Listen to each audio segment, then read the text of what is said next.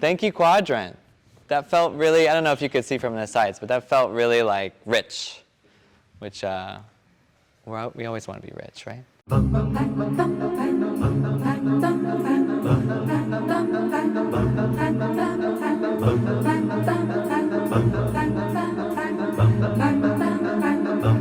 Everything should feel very full, fully realized in whatever direction you're going.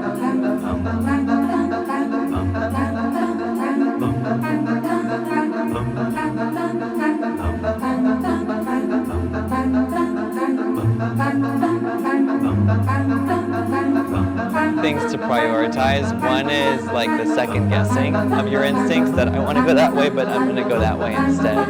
Hold on to the hyper clarity of the choices that we're making in real time.